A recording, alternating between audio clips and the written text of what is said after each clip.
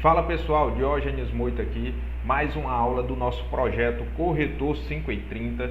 Se você ainda não é inscrito no nosso canal e quer ficar por dentro de todo o nosso conteúdo que tem toda terça e quinta às 21 horas, aula nova, toda terça e quinta às 21 horas. Você é corretor de imóveis, você é aspirante a corretor de imóveis, tem interesse no mercado imobiliário? Esse é o canal certo para você. Então já se inscreve no nosso canal, fica por dentro do nosso conteúdo semanal gratuito e vem com a gente. Já dá o clique aí, já se inscreve, já dá o like nessa aula, que hoje nós temos uma aula muito importante, que é a aula que vai dar a segurança ao corretor de imóveis quando finalmente ele consegue realizar a sua venda. Então hoje nós vamos falar como fazer um contrato de compra e venda na prática.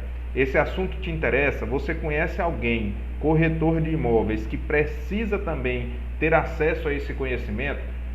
Além de se inscrever no nosso canal, além de nos seguir, @Diógenes Moita, em todas as redes sociais, Instagram, TikTok, aqui no YouTube, claro. Além disso, pegue e compartilhe essa aula com o máximo de pessoas que você acha que precisam ter acesso a esse conteúdo, tá bom? Então vamos lá. Como fazer um contrato de compra e venda? Maravilha, corretor 530, você vendeu. E agora? Como ter total segurança na realização, na consolidação do seu negócio? Como se apresentar ao seu cliente como um corretor completo que você é, com plena capacidade de dar segurança jurídica à transação imobiliária que vocês estão fazendo. O contrato de compra e venda, o contrato particular de compra e venda, ele é o documento essencial, de suma importância, que vai dar segurança entre o momento em que a negociação é feita, aquele excelente momento do aperto de mão, e o tempo que leva para se ter a realização da escritura pública e o devido registro dessa escritura pública. Então, durante essa janela de tempo que compreende, entre o momento do fechamento do negócio e o momento da devida escrituração e registro em cartório competente, o que vai dar a segurança a comprador e vendedor de que realizaram um negócio pleno, seguro, com o acompanhamento de um profissional, é o contrato de compra e venda. Então, quais são os dados, as documentações necessárias? Essa aula nós vamos discutir o contrato de compra e venda na prática. Vamos conhecer a estrutura desse contrato de compra e venda e depois vamos ver ele pronto, na prática, passo a passo, para que você saia dessa aula sem nenhuma dúvida com relação a contrato de compra e venda. Quais são os documentos, quais são as documentações necessárias para você produzir o seu contrato? Então, você vendeu, o que você precisa reunir? Você precisa ter em mão os dados pessoais de compradores e vendedores. Entenda aqui por dados pessoais exatamente o que? RG, CPF, certidão de casamento. Se a pessoa não for casada, ela precisa apresentar a certidão de nascimento, ok? Além disso, você vai solicitar o comprovante de endereço, comprovante de profissão, a identificação profissional da pessoa. E lembrando que se a pessoa for casada, ela tem que apresentar tudo isso em relação ao cônjuge também, porque quando se trata de imóveis, o rito matrimonial ele impõe certas obrigações. Então, por exemplo, na venda, a pessoa que é casada, ambos os cônjuges precisam assinar, precisam estar ali no polo de vendedores, por exemplo, tá bom? Então, por total segurança, sempre peça a documentação completa. RG, CPF, certidão de nascimento ou casamento.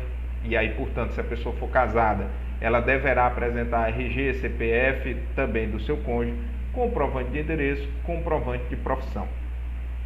Em relação ao imóvel, você deve ter em mãos o registro do imóvel, mais especificamente a certidão de inteiro teor com ônus. Gente, o detalhe é que essa certidão ela tem que estar atualizada.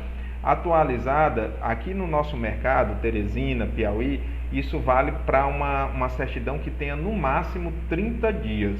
certo? Então é muito importante para a devida segurança na realização do negócio de vocês que essa certidão tenha no máximo 30 dias, certo? Além disso, você precisa ter em relação ao imóvel os dados junto à prefeitura, a inscrição municipal desse imóvel. Qual é o objetivo disso? É você verificar como é que está o imóvel em relação ao IPTU e demais taxas, porque para que a venda ocorra, o imóvel não pode ter nenhum débito junto à prefeitura. Então, IPTU, demais taxas, você vai com isso emitir, vai emitir a CND do imóvel junto à prefeitura, que é a certidão negativa de débitos. É com esses dados do imóvel que já, quando for fazer a transferência desse imóvel, você vai precisar disso para gerar ITBI. Então você tem que conhecer, que é o Imposto de Transferência de Bens Imóveis.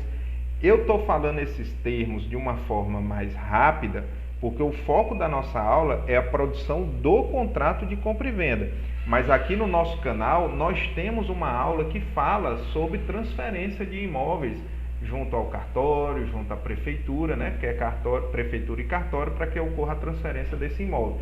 Então, se esses termos ainda lhe deixam em dúvida, vá aqui nas outras aulas do nosso canal, você vai ver como fazer, né, a transferência, como cuidar da regularização da transferência de imóveis. E aí a gente explica o que é ITBI, explica em detalhes mais a questão da CND, o passo a passo na prefeitura e no cartório. Mas aqui eu estou só lhe trazendo a importância de ter, já a nível de contrato de compra e venda, a total descrição das partes, compradores e vendedores, e do imóvel, tá? Para que se tenha a total segurança na realização desse negócio. Então, os dados da prefeitura, que basicamente é a inscrição municipal, que a partir dela você consegue ver se o imóvel tem débito de IPTU, se tem débito, aqui em Teresina, por exemplo, tem taxa de lixo, veja só. Então, se tem débito disso também. E aí, se ele tiver tudo ok, você vai conseguir gerar a CND, certo? E mais tarde, como a gente viu, lá depois, na hora de transferir esse imóvel, é a partir desses dados que você gera ITBI também, beleza? Vamos pegar os dados desse imóvel junto à fornecedora de água e de luz. É muito importante deixar claro no contrato de compra e venda a identificação desse imóvel junto à fornecedora de água, junto à fornecedora de luz, mencionar que o imóvel, todos os débitos relativos ao imóvel até a data da realização do negócio são de responsabilidade do vendedor, ou seja, o vendedor tem que apresentar para a negociação o imóvel completamente livre de débitos. Prefeitura, água, luz e também, como a gente vai ver, se for o caso, se for um imóvel pertencente a um condomínio, ele deve apresentar também a CND de taxa de condomínio, né? CND da administradora de condomínio. Então é muito importante reunir a total descrição e dados, né, de comprador, de vendedor e do imóvel. O imóvel não é só a certidão de ITBI, você tem que saber como é que ele está junto à prefeitura, junto à fornecedora de água, de luz e junto à administradora de condomínio. Tá? Eu não coloquei gás aqui, porque normalmente no nosso mercado, eu vou deixar aqui um asterisco para fornecimento de gás, tá? Mas aqui, para a realidade do mercado aqui em Teresina, normalmente o gás ele é cobrado no boleto da administradora de condomínio, certo? Então, estando em dias com o administrador de condomínio, por consequência, ele vai estar em dias com o pagamento, né, inerente ao fornecimento de gás da unidade que está sendo vendida, certo? Além disso, além de reunir as informações de comprador, vendedor e do imóvel, nós precisamos reunir todas as informações negociais, para só então, depois disso, nós irmos montar o nosso contrato de compra e venda, certo? Então a gente reúne as peças e depois encaixa tudo lá no contrato de compra e venda. Então você vai elencar aí qual é o valor que esse imóvel está sendo negociado, Qual a forma de pagamento? Aqui eu quero fazer uma ressalva aqui em valor e forma de pagamento para a importância do sinal na relação de negócio, tá? Então é muito importante que você estabeleça um pagamento de sinal.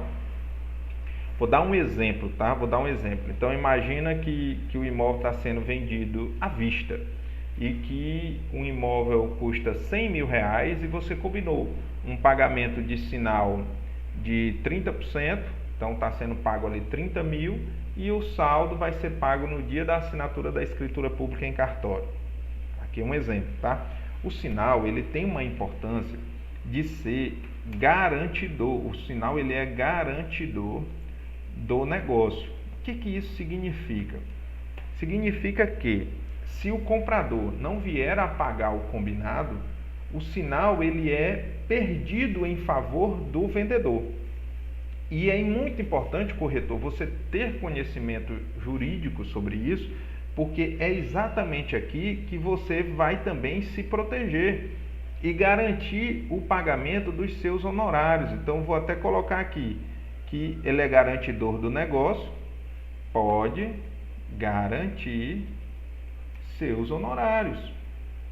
Vou mostrar lá no contrato de compra e venda, quando nós estivermos vendo passo a passo dele, de que forma eu faço isso, de maneira a vincular o pagamento dos meus honorários ao pagamento do sinal, ou seja, ao momento em que o vendedor está recebendo o pagamento do sinal. Certo? Então, o sinal, que é garantidor do negócio, ele pode garantir os seus honorários. Isso é uma dica muito importante. Certo? Aqui é a dica do corretor 5 em 30. Para quem não sabe o que significa corretor 5 em 30, é o seguinte: nós aqui, eu, Diógenes Moita, tenho uma empresa que chama Alcance Digital Imóveis, e nós estamos viabilizando, lançando o nosso curso que chama Corretor 5 em 30, onde o nosso objetivo é formar turmas de corretores que consigam, através do nosso curso, a partir do momento que fazem o nosso curso, passem a faturar pelo menos 5 dígitos a cada 30 dias. Então nós temos todo um trabalho, todo um curso voltado ao corretor que está começando, ou aquele corretor que quer, aquela pessoa que quer começar a ser corretor de imóveis, não sabe como fazer, ou está começando e se sente ali perdido, ou muitas vezes é um corretor que já tem muitos anos de mercado e que deseja se atualizar, ou de repente ficou afastado por muito tempo e pretende voltar ao mercado. Estamos aqui para dar esse caminho, com o objetivo mínimo inicial de você ter aí um faturamento de no mínimo 5 dígitos a cada 30 dias. Transferindo isso para valores, seria no mínimo 10 mil reais por mês. Tá? É perfeitamente viável, é perfeitamente possível. Fazemos isso por aqui e você, seguindo a nossa metodologia, a metodologia Corretor 5 em 30, não tem como você não proceder e não auferir esse faturamento mensalmente, ou uma média mensal de faturamento de no mínimo 5 dígitos a cada 30 dias, tá bom? Então a dica do Corretor 5 em 30 é usar o sinal como garantidor dos seus honorários. Outro ponto importante que você precisa identificar no seu contrato: a data da entrega do imóvel e quais as condições da entrega. Essas condições eu falo financeiras e do imóvel. O que eu quero dizer com isso? Data da entrega do imóvel. O imóvel será entregue no dia 30 de dezembro de 2023. Desde que tenha sido paga o que se prevê na linha tal do contrato. O imóvel será entregue como está hoje, como foi visitado pelo comprador, com as seguintes características, tal. Então ali você estabelece de que maneira o imóvel será entregue, a data que ele será entregue e mediante o pagamento de que ele vai ser entregue, tá bom? Além disso, como ficou negociado a parte de multa e rescisão contratual, é uma parte importante da tratativa, tá? Então você tem multa em o contrato e as condições que a rescisão vai acontecer. Então, se não houver o pagamento, por exemplo, se a rescisão for por parte do comprador, não pagou, então, além de perder o sinal, vai ter uma multa de 10% do valor do negócio e o que porventura exceder aí será devolvido da seguinte forma: se ele já tiver recebido o imóvel, ele vai devolver esse imóvel. São exemplos de condições para ser tratadas nessa parte de multa e rescisão contratual. Calma, nós vamos ver isso no contrato ele pronto, um exemplo de um contrato pronto, para que você tenha mais clareza sobre essa parte, tá? É uma parte delicada, é uma parte importante que você não deve relativizar, você deve ter atenção com ela, porque claro que os negócios a gente espera que dê tudo certo, mas o contrato ele está ali para proteger comprador, vendedor e você, corretor, caso dê alguma coisa errada, tá? Então essa é um momento muito importante do nosso contrato, ok? E não menos importante, claro, o acerto de comissão e a forma de pagamento desta. Cabe aqui uma dica fenomenal. Então a nossa dica, a dica corretor 5 em 30, vincule o pagamento da sua comissão. Então, pagamento, comissão, no recebimento do sinal.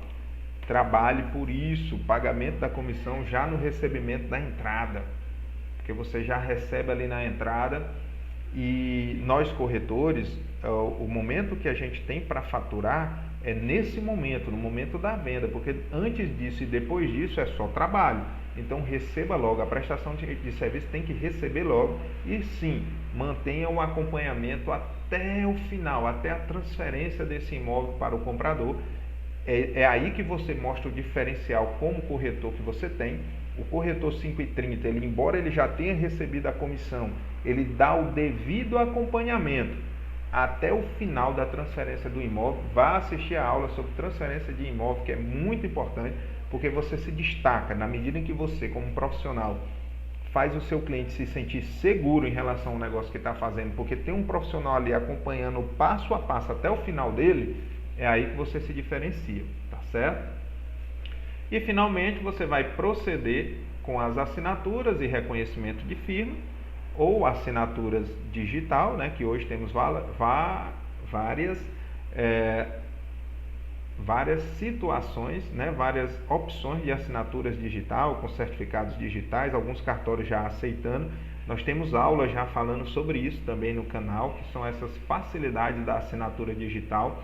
Assista nossas aulas que estão nesse canal, que você já vai ter uma noção muito boa em muitos aspectos da nossa profissão, para que você possa aí dar esse primeiro passo. Claro, se você quiser ter um acompanhamento mais direcionado, o passo a passo, direcionado, com encontros, nós temos encontros quinzenais, tira dúvidas, a gente forma uma bela comunidade para realmente estar se ajudando e subir no nível aí do mercado imobiliário brasileiro.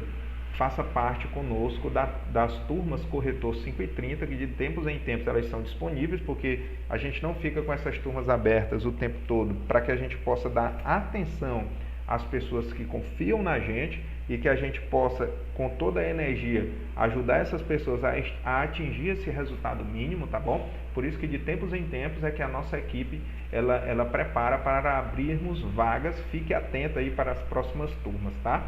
Mas vamos lá. Então, proceder com assinaturas e reconhecimentos de firma ou assinaturas digitais. Aí você vai ter pagamento do sinal, o sinal como garantidor, como a consolidação do negócio. Vamos agora, meus amigos, minhas amigas, meu amigo, minha amiga, vamos agora ver o contrato, um contrato pronto. Esse contrato ele está atualizadíssimo, tá bom? Esse contrato ele é agora de, se eu não estou enganado, de fevereiro. Vocês vão acompanhar com a gente aqui, vocês vão perceber. Então vamos lá.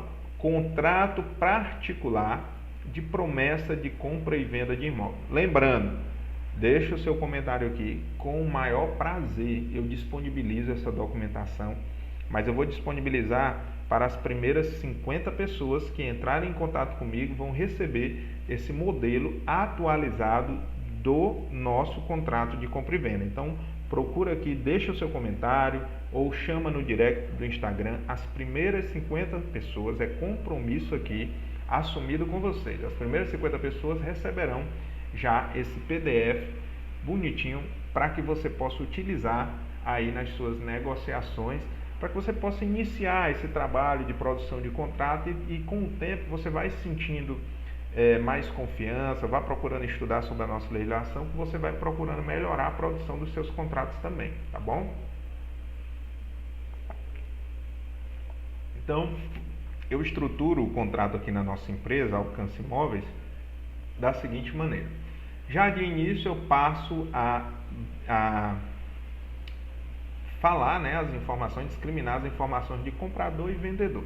Então, pelo presente contrato particular de promessa de compra e venda de imóvel, comparecem as partes designadas e ao final assinadas, a saber, promitente vendedor, aí eu vou dizer o nome da pessoa, a nacionalidade, o estado civil, a profissão, aí vem identidade, CPF, endereço, né, endereço completo, e de outro lado, como promissária compradora, do mesmo jeito, nome, nacionalidade, estado civil, profissão, identidade, CPF e endereço. Ah, a pessoa é casada, aí eu coloco assim, fulano de tal dos Anzóis. Depois que eu descrevo a pessoa, eu já falo casada em comunhão parcial de bens com, ou então eu já falo promitentes vendedores, fulano de tal dos Anzóis e a sua esposa, fulana de tal dos Anzóis. Os dois são promitentes vendedores, para deixar bem claro. Comprador, da mesma maneira, da mesma forma, se for um casal, fulana de tal dos Anzóis, totalmente discriminado aqui, e o seu marido, tá entendendo? Cicrano e tal. Passado essa primeira fase já de identificação das partes do contrato, então eu digo, assim as partes aqui designadas têm entre si ajustado e contratado o seguinte: na cláusula primeira, eu já vou tratar do imóvel objeto do presente contrato. Aqui é o momento de descrever todo o imóvel, tá?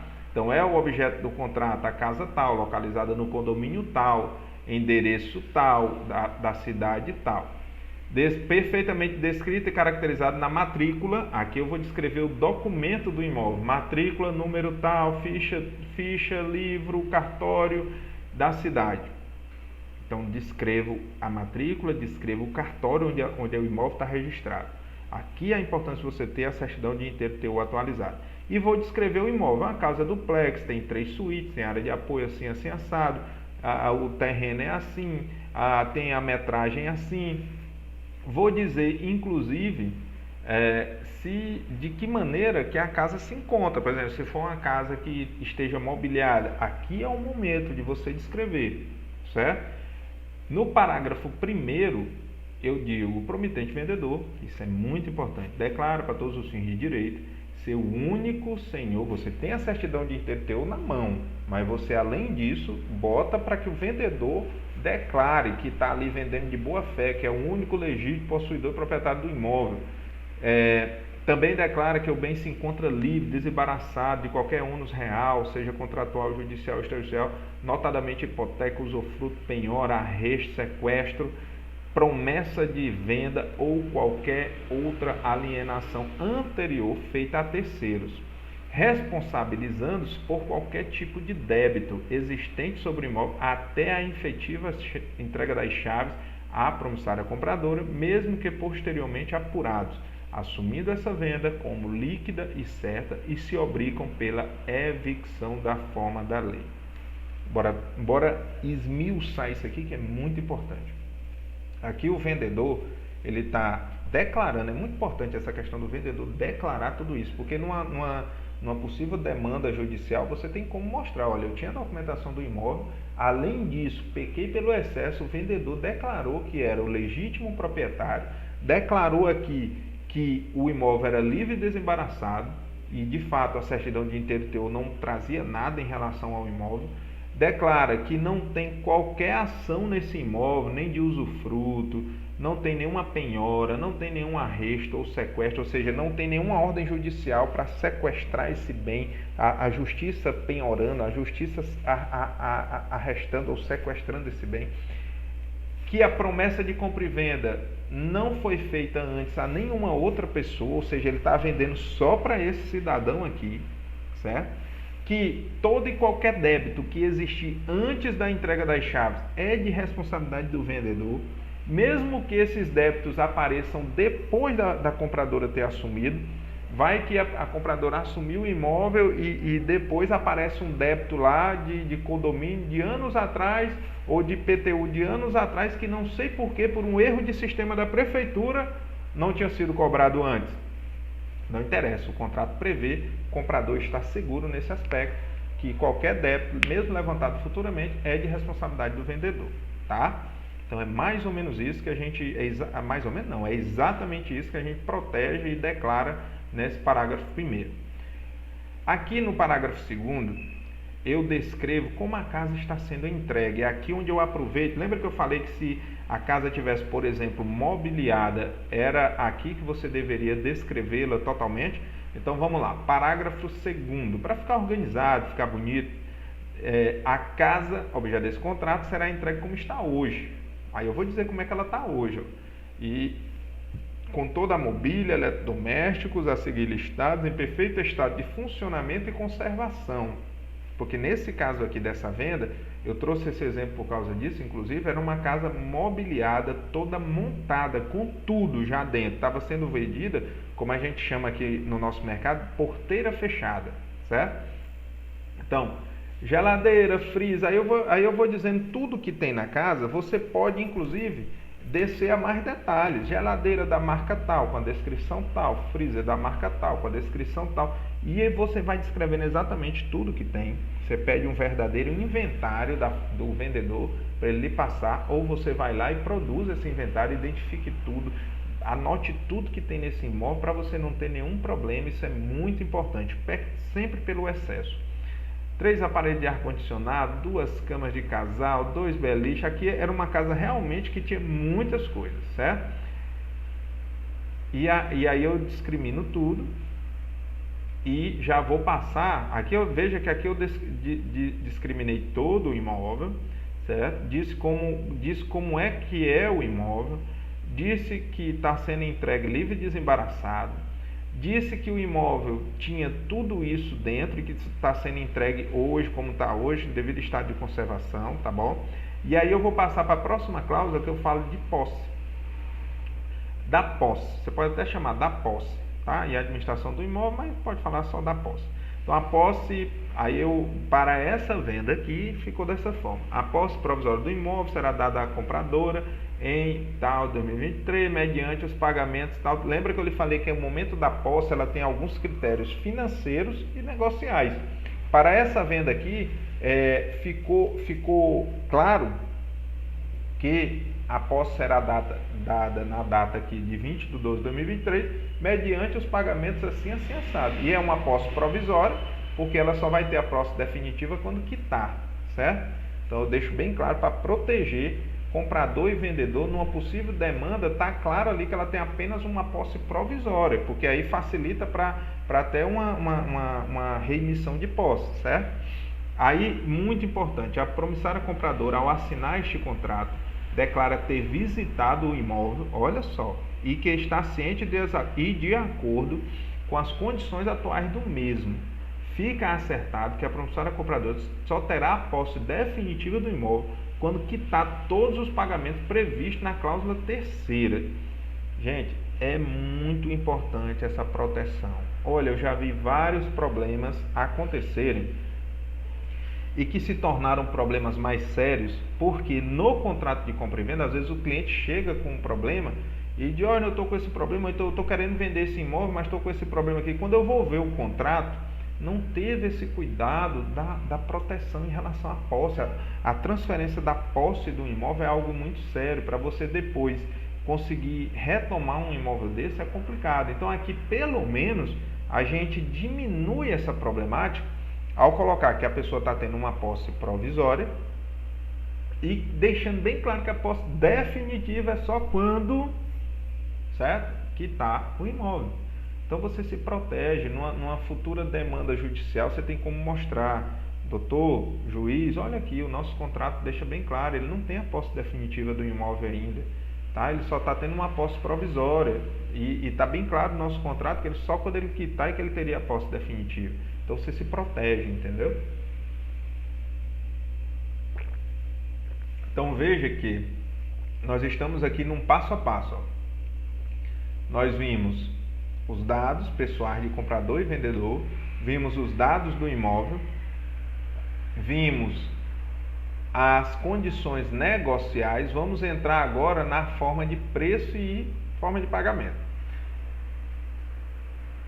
Aí nesse caso aqui foi um imóvel de 470 mil, houve um pagamento direto, ou seja, de comprador direto para o vendedor, não houve um financiamento bancário, pode haver, tá? Então aqui ficou 120 mil como sinal e princípio de pagamento. Lembre-se da importância do sinal. O sinal ele garante o negócio e você vai ver como é que eu enquadro os nossos honorários exatamente aqui no pagamento do sinal. Então 120 mil, descreva que isso aqui é sinal e princípio de pagamento. Não é nada de deixar subtendido, o primeiro pagamento está subtendido que é sinal. Não, escreva, peque pelo excesso, diga de forma expressa, tá? Aí eu fui elencando aqui as parcelas, você paga, essa daqui paga até dia tal, por meio de transferência tal. Sempre diga o valor, o dia do pagamento e a forma que ele será pago, certo? Aqui é outra parcela, aqui é outra parcela. Aí o restante, tal, até... Então a parcela final ela é muito importante, porque a parcela final ela libera algumas outras questões, como por exemplo a posse. E mais tarde, como vocês vão ver aqui no nosso exemplo, a transferência do imóvel em cartório, ela só acontece na quitação, certo? Aqui, como era um financiamento direto entre comprador e vendedor, por isso que houve um excesso de proteção com relação à posse e tudo. Então aqui nós protegemos também o vendedor com relação a atrasos. Então é algo que você pode incrementar no seu contrato, de proteger o vendedor com relação aos atrasos que porventura possam acontecer, tá bom? A gente botou aqui a multa e juros mensais para serem cobrados, naturalmente proporcional ao dia de atraso. Na cláusula 4ª eu vou descrever agente, né, imobiliária. Se você trabalha para uma imobiliária, vai estar aqui a descrição da sua imobiliária. Se você é autônomo, na sua descrição. Se você é dono de imobiliária, como eu, está aqui a descrição da imobiliária. Então eu boto alcance digital imóvel, CNPJ, CRES, representada e tal. Você bota o endereço da sua imobiliária, enfim, aqui eu trouxe como exemplo. Aí eu boto, parágrafo 1º, a título de honorários, pelo serviço de intermediação prestado ao prometente vendedor. Estou identificando quem é que está me devendo, quem foi que me contratou, para quem eu prestei serviço. Então, a imobiliária acima fará jus à comissão no valor de 20 mil a ser paga pelo prometente vendedor. Eu repito isso, à vista. Quando? Até um dia após, ou seja, até um dia útil. Eu poderia ter até botado aqui até um dia útil, até 24 horas após a data de assinatura deste contrato. Aí você diz, calma, mas como assim? Desde que concluído o pagamento do que prevê o item 1 da cláusula 3ª deste contrato. Bora lá no item 1 da cláusula 3ª. Qual é o item 1 da cláusula 3ª? Cláusula 3ª, item 1, sinal. Então, de cara eu já digo, vai me pagar em até um dia após a assinatura do contrato, desde que tenha sido concretizado o pagamento do sinal. Entendeu? Então eu estou amarrando o pagamento da imobiliária ao pagamento do sinal, porque o sinal ele protege o negócio, ele garante o negócio, entendeu?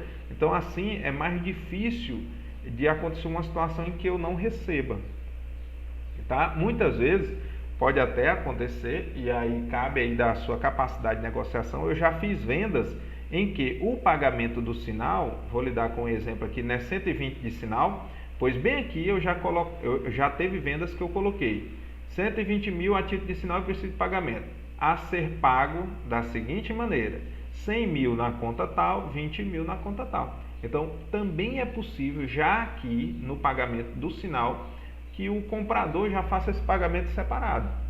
100 na conta do vendedor, 20 na sua conta.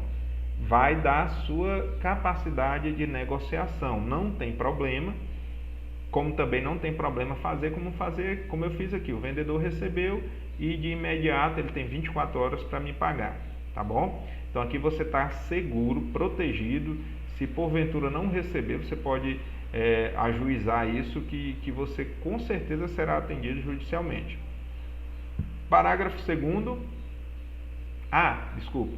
Então esse pagamento se dará por meio de transferência bancária para a conta tal. Aqui você descreve de que forma você vai receber o dinheiro, tá? Parágrafo 2º. A imobiliária deverá fornecer ao promitente do vendedor, recibo como comprovante de serviço de terminação prestados. Perfeito, tranquilo. Vamos falar da cláusula 5ª, que são os impostos, as taxas, escritura definitiva.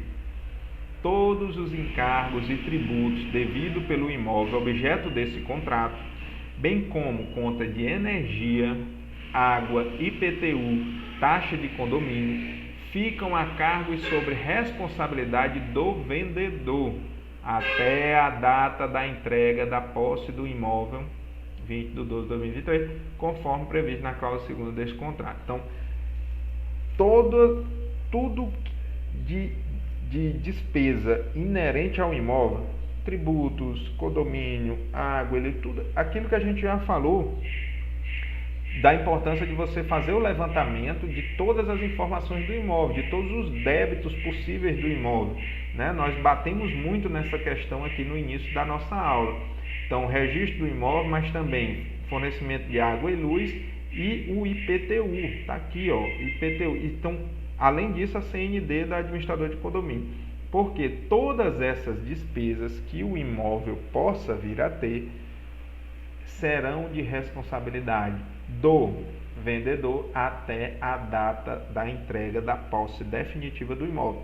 Que nós vimos aqui no nosso contrato, vou voltar para você ver, que a posse do nosso imóvel aqui está definida como 20 de 12 de 2023, ok? Então, desde a posse provisória, mas ele já assume as despesas, natural, né? Se ele já começa a ter uma posse, mesmo que provisória, mas ele está usando o imóvel, ele tem que pagar água, luz, IPTU, taxa de condomínio, isso é normal. Escritura pública definitiva em cumprimento do presente contrato de compra e venda, que a escritura vai ser feita com base no contrato de compra e venda. A escritura pública nada mais é escrever esse contrato de compra e venda lá no cartório, certo? É basicamente isso. Que aí o contrato de compra e venda, que se transforma na escritura, né, entre aspas, porque lá você chega lá, ó, tá aqui, o imóvel foi vendido, tá aqui o contrato, foi tudo feito dessa forma como está no contrato. Aí o cartório vai pegar aquilo e vai transcrever aquilo em escritura pública, segundo lá os moldes de cada cartório, tá bom? Então a escritura pública definitiva em cumprimento do presente compromisso de compra e venda em relação ao imóvel objeto desse contrato será outorgada, né, será autorizada, passada, assinada pelo vendedor em favor da compradora ou de quem esta expressamente indicar em cartório competente, mediante a constatação do cumprimento integral da compradora do que prevê este contrato, em especial a cláusula 3ª, que fala dos pagamentos. Aí lá vem, muito importante. Então, assim, a escritura ela só vai ser feita quando o imóvel estiver quitado, porque na hora da escritura, todos os direitos e deveres inerentes a esse imóvel são transferidos na assinatura da escritura, certo? É muito importante que ela só aconteça quando todas as obrigações contratuais tiverem sido cumpridas, tá bom? Então, os custos de impostos, ITBI, taxas cartorárias inerentes à transferência da propriedade do imóvel desse contrato serão exclusivamente da compradora. Aqui sim. Quem é responsável por fazer a escritura e posterior registro da escritura? Quem está comprando. Então, todas as despesas, os custos inerentes à produção da escritura e o devido registro serão suportados pela compradora. Isso é o certo, ok? Qual é a obrigação do vendedor? Apresentar o imóvel totalmente documentado e livre de qualquer ônus e de qualquer dívida. E a compradora é responsável por fazer a transferência da propriedade desse imóvel para ela. Então, os custos inerentes a essa transferência, a escritura e registro, é da compradora. Combinado? Ok? Qualquer dúvida, manda um comentário aqui, chama no direct, Instagram ou por aqui, que a gente vai ter o maior prazer de atender. Eu estou lá à disposição. Cláusula sexta. Lembra que eu lhe falei que a parte da rescisão, da multa, ela é muito importante, ela cabe muita conversa, muita negociação. Eu vou falar aqui para vocês alguns aspectos gerais e como é que ficou, vou ler para vocês como é que ficou nesse caso aqui desse negócio, tá? Então, presente compromisso é irrevogável e retratável, renunciando às partes expressamente a qualquer direito de arrependimento, então a gente protege isso, obrigando não apenas as partes aqui, mas também os seus herdeiros e sucessores a qualquer título, sendo, portanto, obrigatória a outorga e a aceitação da escritura definitiva de compra e venda, podendo, se necessário, a parte prejudicada ou seus eventuais sucessores requerer a adjudicação compulsória do imóvel em apreço. Mesmo se houver falecimento de comprador ou de vendedor, seus herdeiros, seus sucessores permanecem com os mesmos direitos inerentes a esse contrato de compra e venda, tá bom? Isso é muito importante. E se uma parte não honrar com a outra, a parte prejudicada pode entrar na justiça e buscar o quê? A adjudicação compulsória, ou seja, solicitar do juiz que o juiz determine que os seus direitos que estão presentes nesse contrato sejam respeitados compulsoriamente, obrigatoriamente, tá? Parágrafo 1º.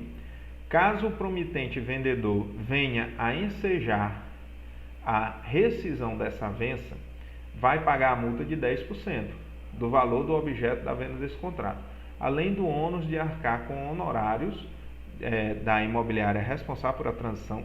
Sempre mencione os seus honorários nas situações de rescisão. É muito importante você proteger os seus honorários. Você não deve nunca devolver os seus honorários, a não ser que você, imobiliária, tenha sido a causa da rescisão contratual.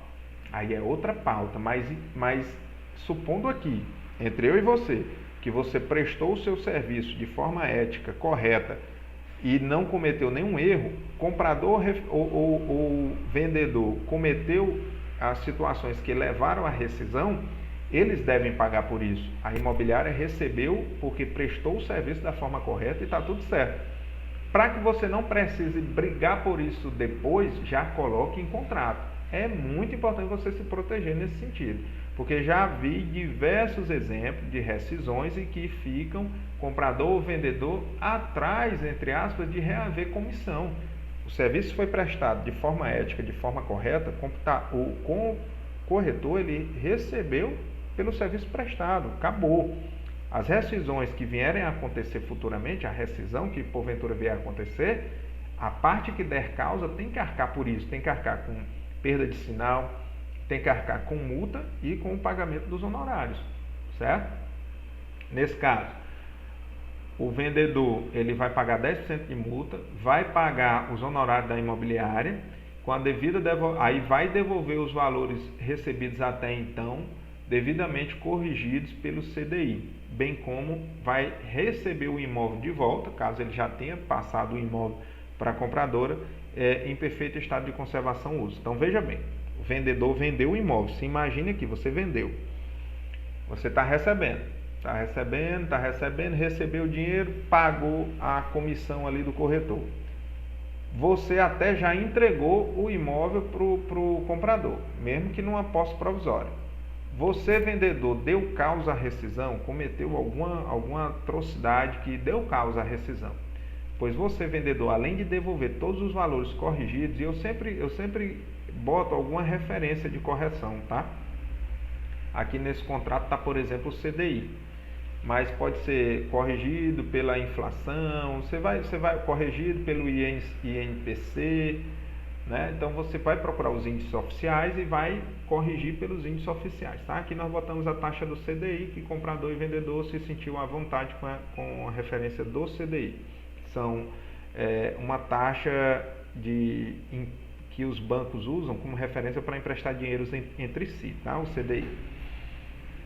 Legal.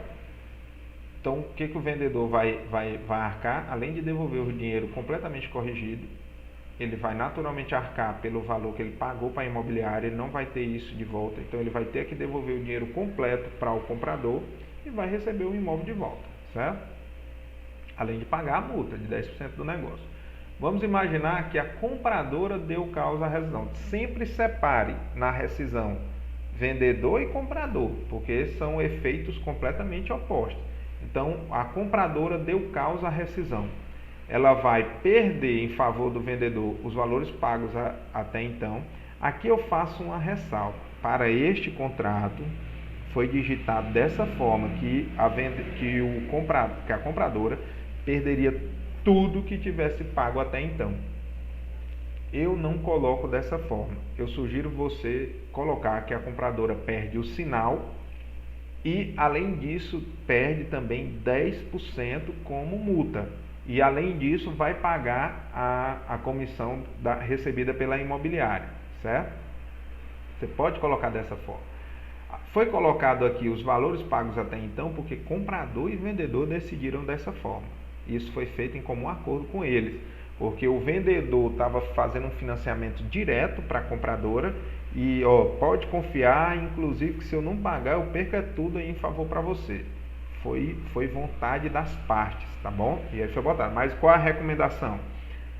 Normalmente a gente trabalha a perda do sinal, a perda da multa em favor do vendedor, e é isso. Você pode colocar ou não que a compradora vai também arcar com os honorários da imobiliária, mas isso pode dar um problema, porque se ela já está perdendo o sinal, se ela já está pagando uma multa de 10% em favor do vendedor, esse sinal que o vendedor ficou, a multa é exatamente para o vendedor cobrir esses prejuízos da venda que não deu certo. E uma das despesas de uma venda é os honorários da imobiliária, entendeu? Então eu colocaria só da seguinte forma, que a compradora perde o sinal e a compradora vai pagar a multa de 10%, certinho? Eu sempre coloco essa ressalva, pecando aqui pelo excesso sempre. Parágrafo 3º, de comum acordo, as partes também estabelece que, em hipótese alguma, vai ter a devolução do dinheiro recebido pela imobiliária. Então, devolução do dinheiro recebido por esta, conforme a cláusula contrato desse contrato, sendo este valor devido em qualquer hipótese de rescisão, salvo se motivado pela imobiliária. Então, você só tem que devolver o dinheiro que recebe pela prestação de serviço se você der causa à rescisão, tá bom? Sobre os feitos ajuizados, que as partes declaram, sobre responsabilidade civil e criminal, não existe qualquer, assim, pecando pelo excesso de novo, não tem qualquer ação real ou pessoal relativa ao imóvel que coloca a propriedade deste em risco. Da cessão, aqui a gente fala que é possível acontecer uma cessão de direitos e deveres desse contrato? Cessão de direitos a terceiros dos direitos e obrigações decorrentes desse contrato poderão ser realizadas sem a expressa anuência do vendedor, se todas as obrigações tiverem sido cumpridas pela compradora. Então, a compradora pode chegar, eu quero solicitar uma cessão de direitos, eu quero que esse imóvel, vou pagar, estou pagando tudo direitinho, e quem vai receber a transferência desse imóvel é meu filho. Então, ela pode, aí faz a cessão de direitos, e na hora de dar a quitação, já dá a quitação em nome do filho dela. É perfeitamente possível, tá bom? Da necessidade de assinatura de novos documentos. Eu passei a colocar isso no contrato porque por muitas vezes a gente tinha, às vezes, a necessidade de a correção de algum documento, na hora de transferência, assinar algum documento que o cartório exigisse, e às vezes a gente tinha dificuldade das partes de entender que um processo como esse, de transferência de imóvel, pode sim acontecer durante o processo. Está faltando assinar bem aqui um requerimento, houve uma mudança tal, e tudo, mudou aqui não sei o que. Então eu passei a proteger, porque aí as partes não podem se negar. Então compromete as partes a afirmar quaisquer instrumentos, aditando ou retificando o presente instrumento, desde que se mostre necessário para atender eventual exigência relacionada ao seu registro ou para conferir-lhe plena eficácia.